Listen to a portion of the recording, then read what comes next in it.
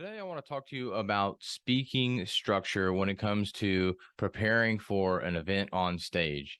So, if you have a speech that you're about to prepare, we're going to go through today the way that I find easiest to prepare for your speech and to do the best on stage. So, what is this structure? Well, as we know, most speeches have an introduction, a body, and a conclusion. So there's three things, three parts to every speech. You have to introduce the topic that you're going to talk about, not introduce yourself, because especially when you're on a stage, you already have an MC that's going to be introducing yourself. Then the body is where you're going to be doing most of the speaking, where you're going to be giving your stories, giving your three, five, seven, how many ever reasons you want to talk about for your speech to support whatever you're trying to convey to your audience. And then finally, your conclusion, simply wrapping up what you talked about, maybe giving a call to action, whatever that looks like. But we're going to dive into what this speaking structure looks like.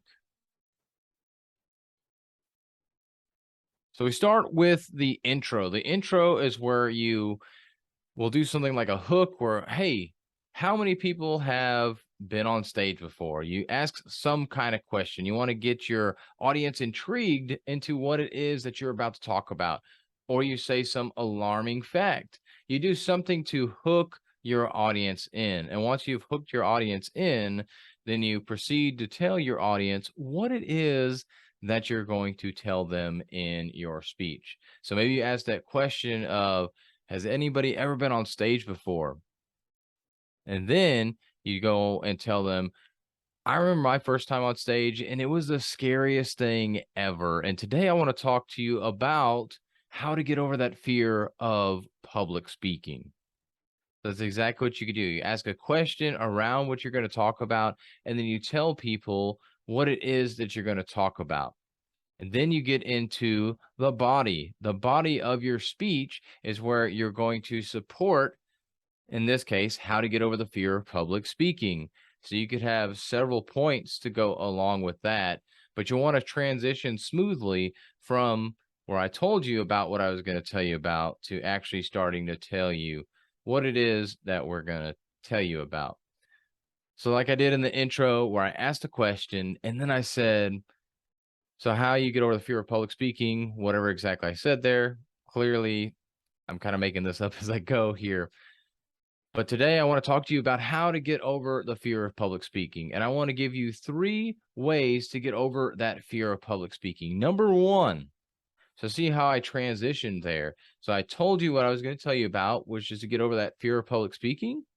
And then I told you there's going to be three ways that I'm going to tell you about of how to get over that fear of public speaking. And then I went into point number one. So I even have my hand up there, my finger up with point number one, kind of indicating even more with a visual cue of that. I'm going to talk about point number one of how to get over that fear of public speaking. And so you go through point number one. And then once you get to the end of point number one, you transition the same way into point number two. And I'm not going to go into what these points are. I've had another video on that about how to get over that fear of public speaking in the past. You should go check that out. But you'll go through each of the 3 points, or again, 5 points, whatever it is that you decide that your speech is going to be, how many of your points you want. But with each one of those points as well, you want to make sure that you give a story. Don't just tell facts. Facts are boring. Facts are hard to remember. You have to try and draw out emotions in each one of these and connect it with the story. A story can help solidify an emotion in somebody and help them relate to the point that you're trying to make.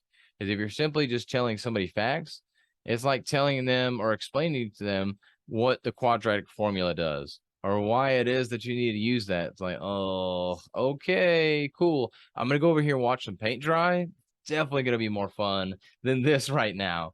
So you want to make sure that in your speech, you're not so boring that people would rather go watch paint dry. You want to make sure that you're giving a story to, again, get that audience engaged. You got them engaged with that initial question that you talked about. You got them engaged probably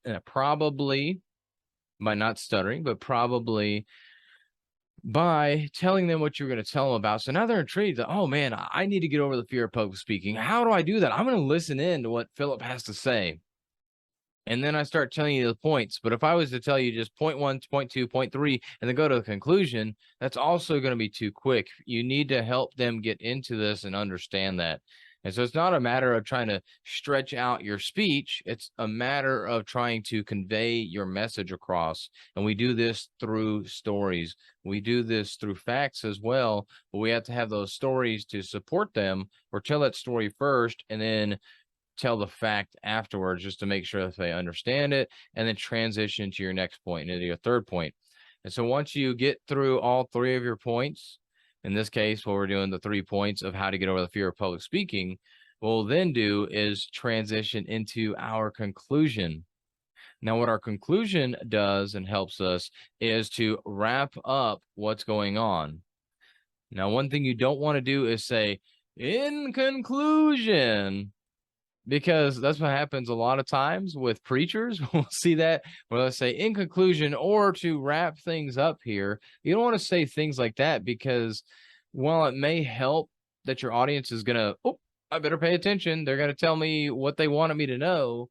You also don't want to do that, because if they start seeing and hearing from you a lot, they're just going to wait till the end, and they're not going to get everything from it. And you're not going to create that emotional draw that you're trying to create through the stories that you're sharing.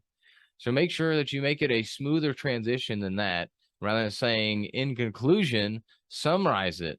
What I would like, what I would like to do is restate the points similar to how I stated them in the intro.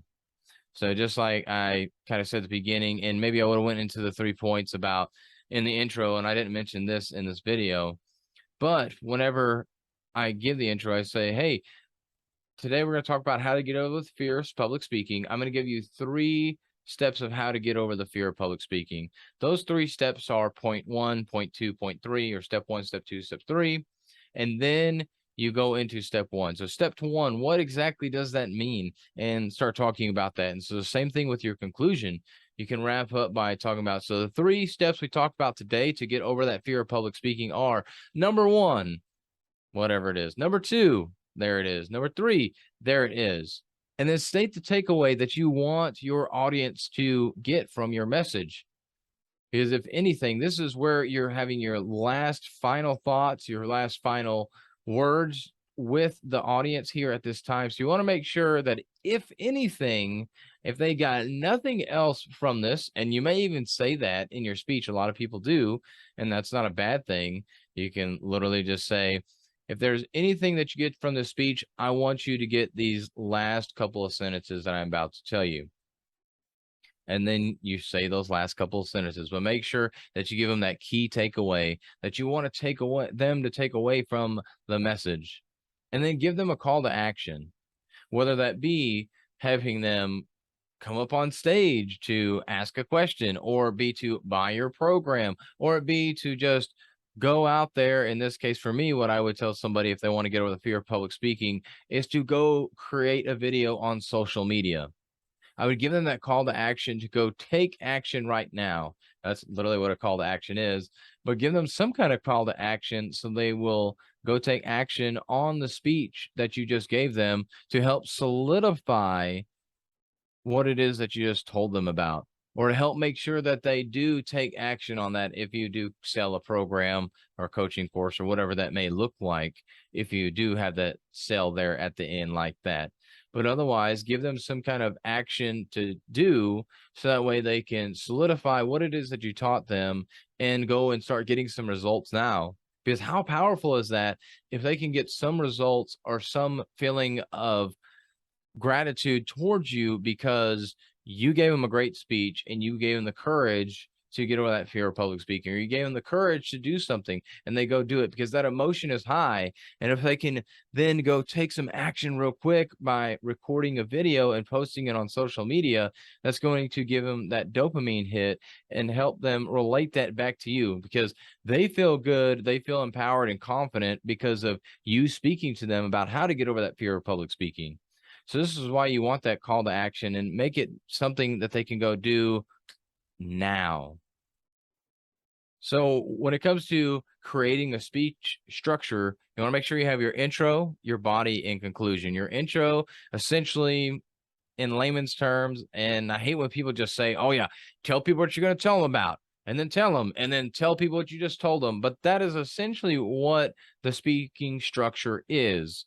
You want to make sure that you tell your audience what you're about to tell them, and then you go and tell them those things. Now, when you're telling them, again, you want to use like 3 or 5. You don't want to just do 1 point because that'll seem like not enough to a lot of people. And this really depends on the situation. But if you're really educating, usually 3 or 5 points or something that's tangible that they can take away. You don't want to give 15 points because that's way too much information and way too much of an overload.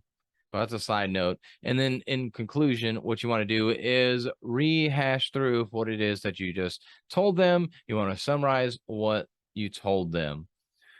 So if you need help with the speaking structure, please let me know. Ask a question below. If you got anything out of this video, make sure that you go share it over on your social media platforms. Tag me in it so that I can know that you did listen to this, that you got some value out of it. But I thank you so much for being a part of this video, and y'all have a healthy and blessed day.